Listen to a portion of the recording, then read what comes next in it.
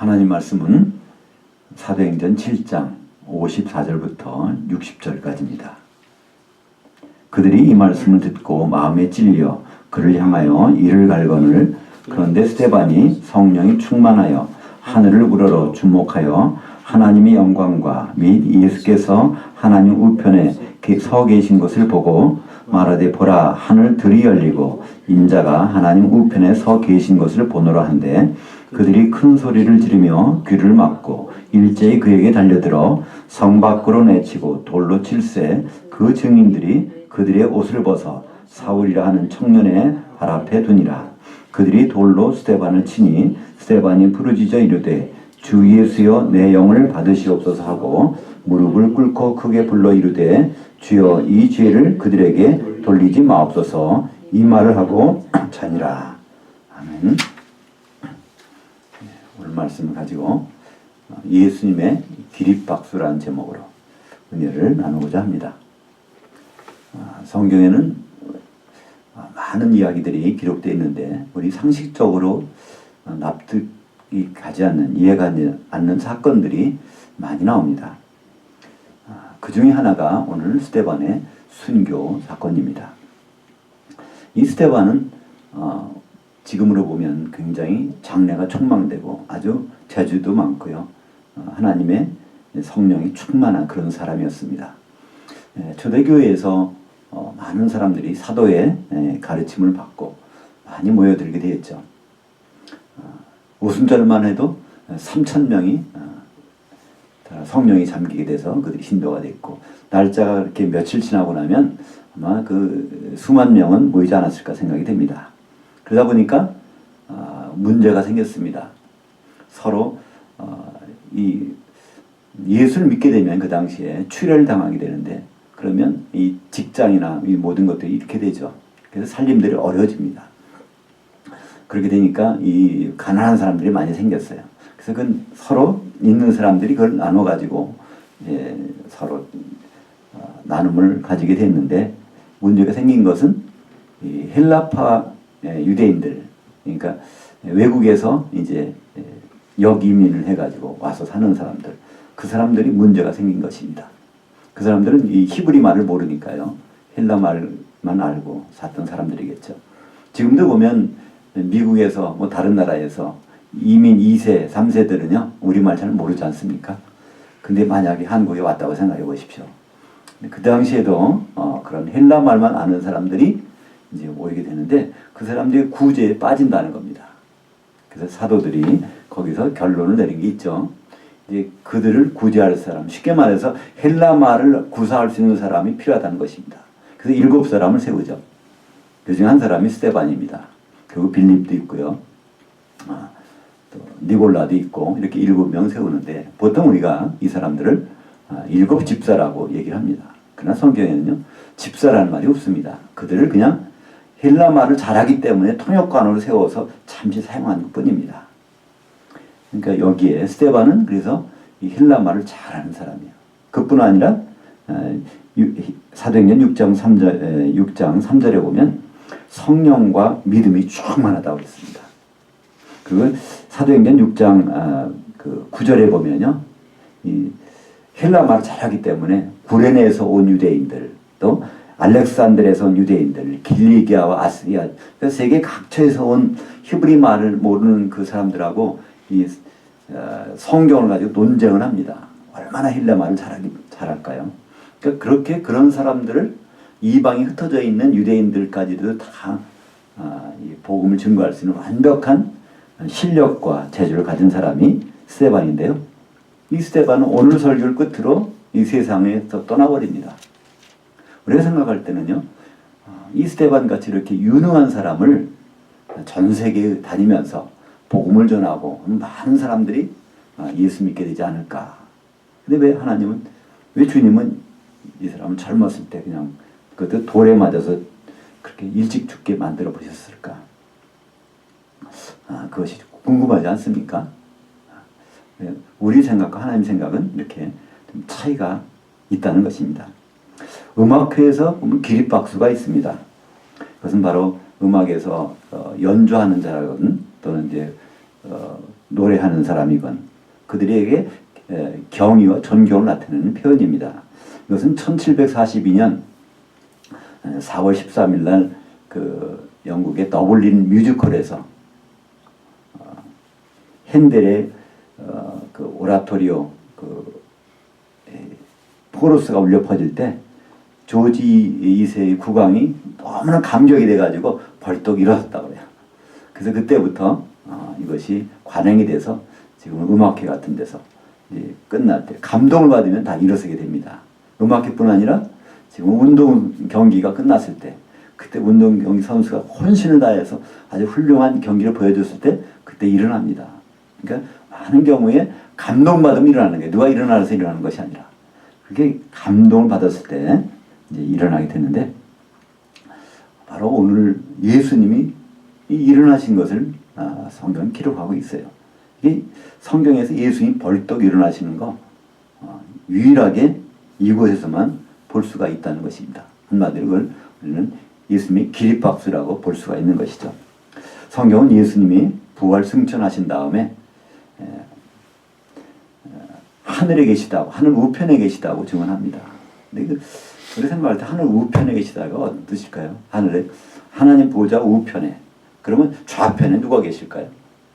좌편에 누가 계시다는 말씀 없습니다. 그때 우편이라는 말은요, 영어로 하면 right hand side인데 우편이라는 바로 거기란 뜻입니다. 성경 원문에서요, 바로 거기. 우리도 보면 그러죠. 영어 표현 중에 okay라는 말이 있습니다. 그것이 alright의 줄임말이죠. alright, alright. 바로 거기다, 거기다는 것입니다. 요즘에 그런 말은 안 쓰지만요. 그전에는 이제 트럭을 운전할 때 뒤가 잘 안 보이니까, 백미러가 잘 안 보일 때는 뒤에서 누가 나가서, 조수가 나가서 해줍니다. 어떻게 합니까? 오라이, 오라이 해줍니다. 그렇게 똑바로 가면 됩니다. 맞았다, 맞았다는 거예요. 거기에 해당되는 것이 우편이란, 우리말로 번역할 때 우편이라고 되는데요. 하나님 자로 바로 그 자리에 계시다는 겁니다. 우리가 하나님 아버지는 눈에 안 보이잖아요. 근데 눈에 보이는 분으로서 지금 그 자리에 계시다는 뜻입니다.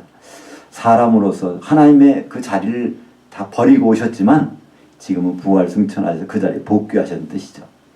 근데 그 자리에 앉아 계신 분이 오늘 보니까 이러셨다는 것입니다.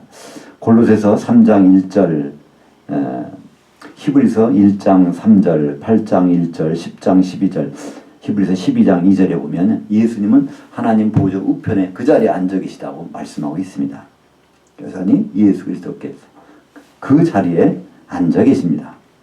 근데 그 앉아 계신 예수님이 얼마나 감동을 받으셨던지 벌떡 일어나셨다는 것이죠.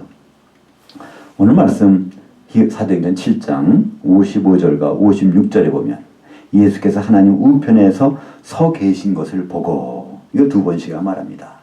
이건 헬라어의 완료형을 씁니다.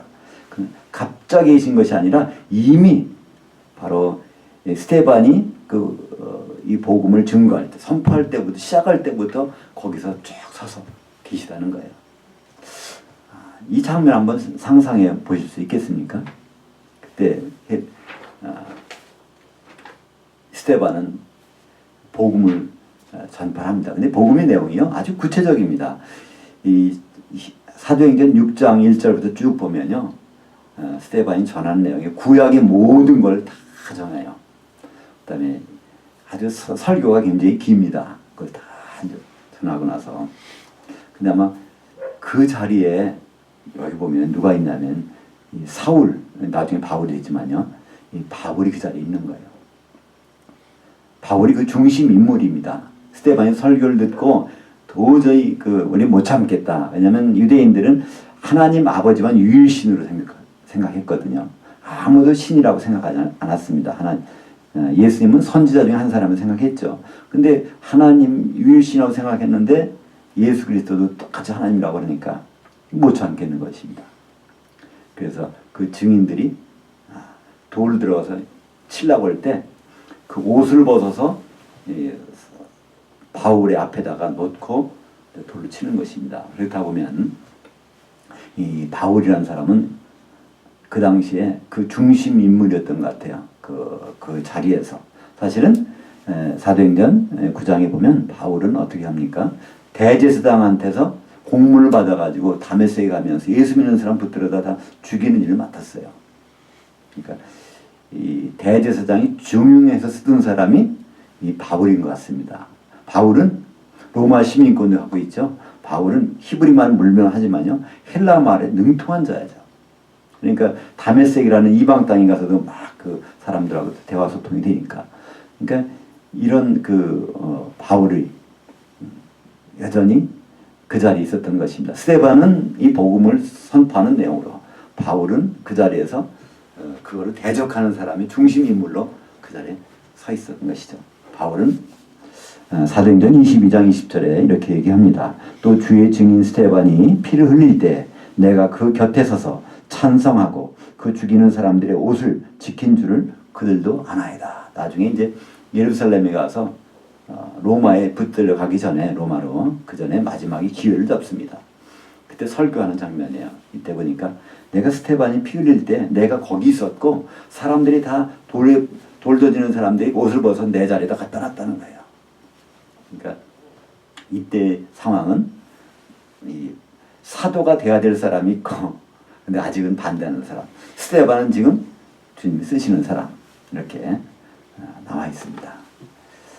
바로 이 예수님이 감동받게 하는 건요, 예수님이 어떤 생각을 지금 척 찌르는 것입니다. 우리가 감동받는다는 것은요, 우리가 어떤 생각과 공통점이 있을 때 감동받지 않습니까? 우리는 먼저 예수님의 관심사가 뭔지를 다시 한번 생각해 볼 필요가 있습니다. 주님은 지금 어떤 것을 최대 관심사로 삼으실까요? 어떤 사람들이 예수 믿고 나 구원받았다, 할렐루야, 그러고 사는 것을 관심 가지실까요? 물론 그것도 관심 가지실 것입니다. 근데 예수님의 가장 큰 관심은요, 성경에서 확인할 수 있습니다. 마태복음 16장 18절에 그런 말씀이 있죠. 너는 베드로라, 이제 이 반석에 내 교회를 세우리니. 그러니까 예수님은 그분의 교회를 세우시는 것이 큰 관심사예요. 창세기 2장 24절에 보면 하나님이 이렇게 말씀하시죠. 남자가 부모를 떠나 그 아내와 합해서 한 몸을 이루도록 내가 하고야 말리라. 그게 성경 전체의 줄기입니다. 그렇다면 예수 그리스도께서 오셔서 그의 아내를 만나서 한 몸 되게 하는 것이 성경의 흐름인데, 그걸 위해서 오셨다는 것입니다. 그러니까 주님은 내 교회라는 건 내 몸이고 나의 신부라는 뜻이죠. 그래서 사도행전 20장 28절은 하나님의 피로 사신 것이 교회라는 것입니다. 예수님의 관심사는 교회입니다. 근데 지금 상황은 사도들이 성령을 받고 복음을 전하는 상황들이 벌어졌어요. 근데 사실은 이 사도 중에 한 명이 없지 않습니까? 지금 예수님이 12사도를 모셨죠. 그 중에 가룟 유다가 있는데, 가룟 유다는 처음부터 다른 길로 갔습니다. 결국은 예수님 팔고 자살해버리는 자리에 들어갔죠. 예수님은 부활하시고 나서 40일 동안 이 사도들과 11사도들과 같이 있다가 끝내 한 자리를 남겨놓고 그냥 가셨습니다. 근데 사람들은 오해했죠. 베드로 자체가 오해했죠. 사도행전 1장 15절에 보면 우리를 11명만 남겨두고 가셨네. 베드로가 거기서 사람들을 설득을 합니다. 그러니까 처음부터 예수님과 같이 다니던 사람들 중에서 성령이 충만한 사람 하나 뽑아가지고 12명을 채우자 그럽니다. 그때는 오순절 되기도 전이에요.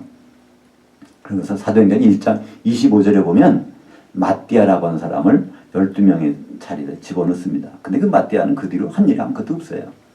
오죽하면 예수님은 11명인 가지고 40일 동안 지내시다가 안 놓고 그냥 가셨겠어요. 바로 그 자리를 누굴 생각했겠습니까? 그것은 바울을 생각했다는 것을 우리는 성경 기록을 통해서 알 수 있습니다. 사도 바울은 항상 편지에 서문에 있습니다.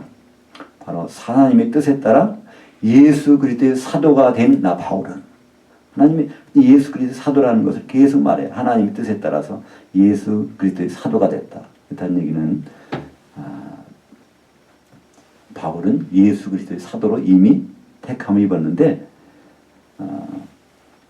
갈라디아서 1장 15절은요. 어머니 뱃속에 있을 때부터 나는 택함을 입은 사람이라고 고백을 합니다. 그리고 디모데전서 1장 15절에는요. 나는 죄인 중에 괴수라는 거예요. 왜 그럴까요?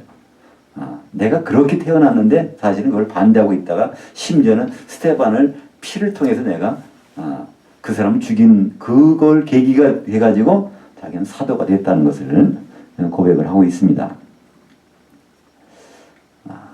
바로 이 사울이라는 사람이 그 현장에 있을 때 주님은 이것을 변화시킬 목적으로 스데반을 사용하신 것입니다. 그 많은 사람들이 있었지만요, 예수님이 마음과 똑같은 생각을 갖고 있는 사람은 아마 그 당시에는 스데반 한 사람이었던 것 같아요. 아모스서 3장 3절에 보면 생각이 같을 때 동행할 수 있다고 말합니다. 뜻이 같을 때 동행하지 뜻이 다른데 동행할 수 있겠느냐? 하나님의 생각입니다. 그 뜻이 같은 사람은 누가 있을까요? 하나님과 동행했던 사람들, 구약에서는 두 사람이 등장합니다. 창세기 5장에 보면 에녹이라는 사람이요, 하나님과 동행했다고 그래요. 근데 그 내용을 보면요, 자녀를 낳으면서 하나님과 동행했다는 얘기입니다. 그렇다는 얘기는 세상살이를 하면서 생각이 하나님과 같았다는 뜻이죠. 노아도 창세기 6장에 보면요, 하나님과 동행했다는 거예요. 노아도 아들 셋을 낳았어요. 그죠? 그러면 세상살이 똑같이 했어요. 그러나 하나님과 동행했다는 것입니다. 에녹과 노아의 공통점이 뭘까요? 에녹은 홍수 심판이 올 것을 생각하면서 산 사람이에요. 그러니까 자기 아들 무두셀라를 이름을 그렇게 무두셀라고 지었죠.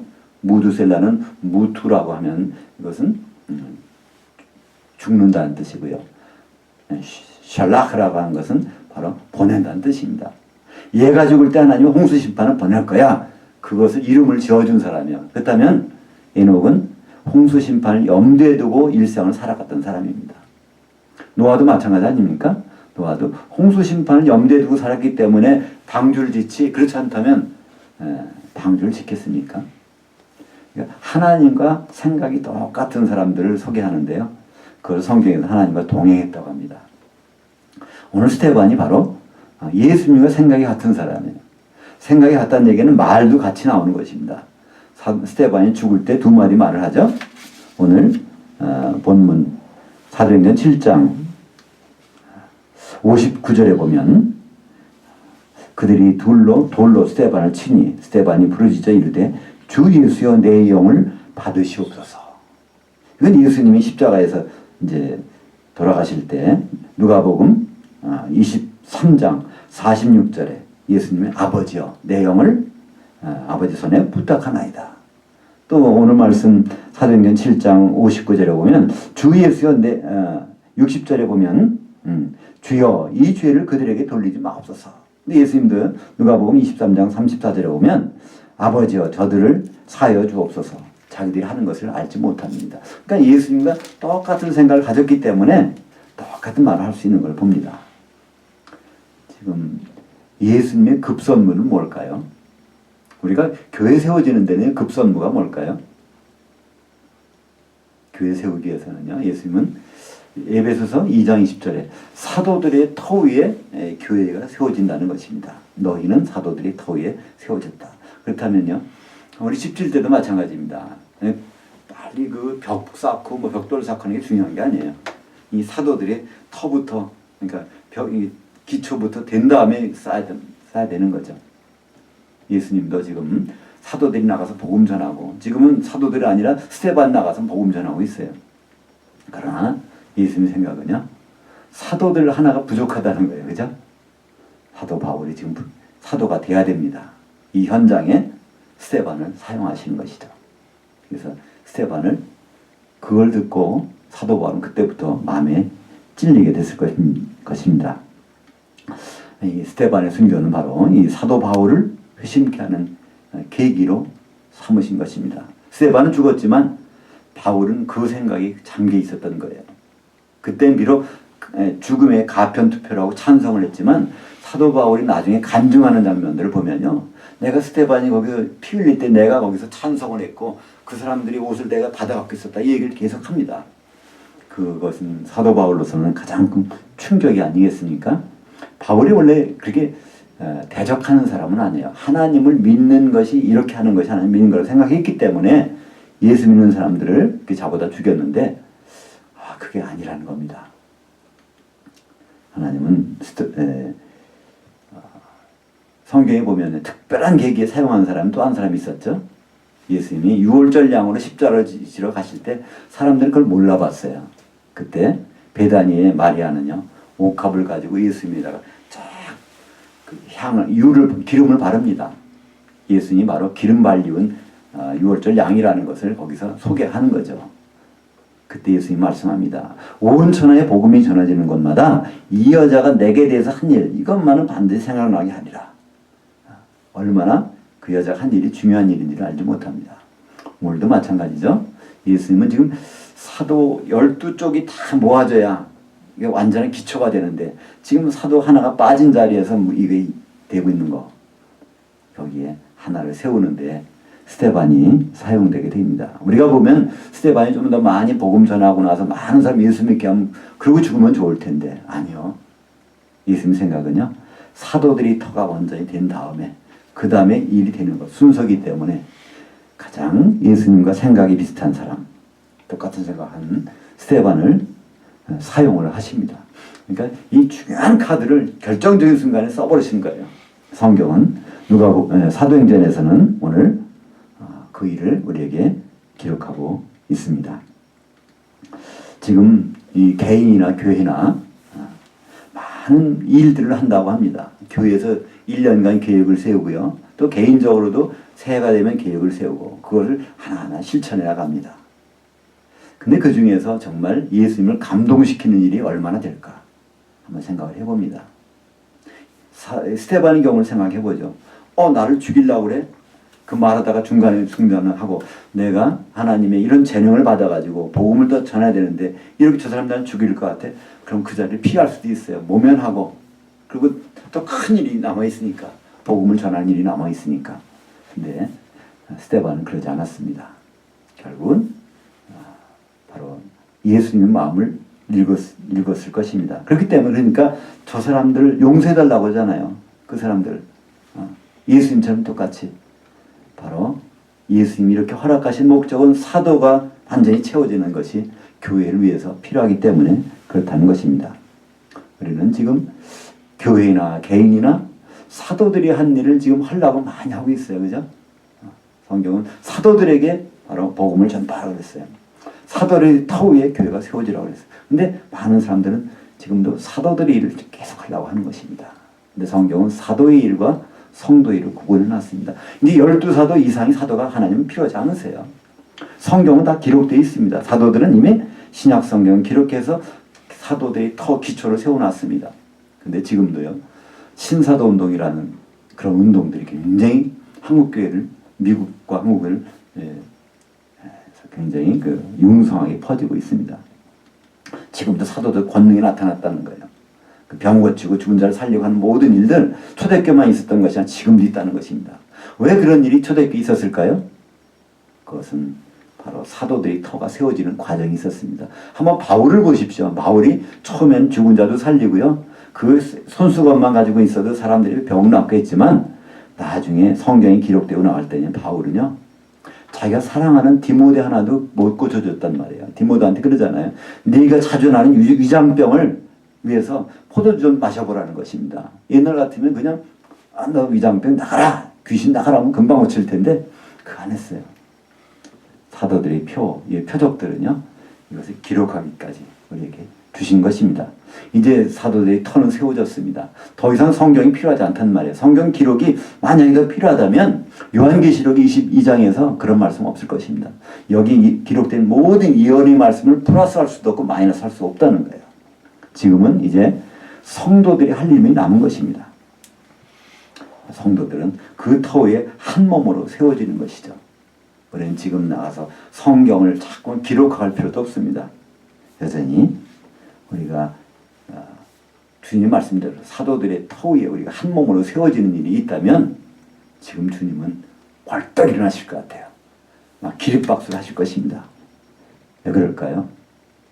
그런 모습을 본 적이 별로 없었기 때문에 그럴 것입니다. 지금 정말 사도들이 터 위에서 세워지기를 원하는 성도들의 모습들을 우리가 보여드린다면 지금도 주님은 바로 기립박수를 하실 것입니다. 사실 주님으로서는 그 일이 이루어져야 오실 수 있거든요. 한 몸이 돼서 어린 양이 신부가 준비가 되면 이제 혼잔치가 벌어질 것인데 지금은 여전히 털만 닦고 있고 사도들이 한 일을 반복하고 있고 한다면 주님은 계속해서 앉아 계실 수밖에 없을 것입니다. 사랑하는 성도 여러분, 우리가 예수님을 감동시키는 일, 정말 그분이 생각하신데 우리가 사도들이 터 위에서 한 몸 되는 일, 그거 한번 이루면서 예수님이 기립박수 받고 싶지 않으십니까? 기도하겠습니다.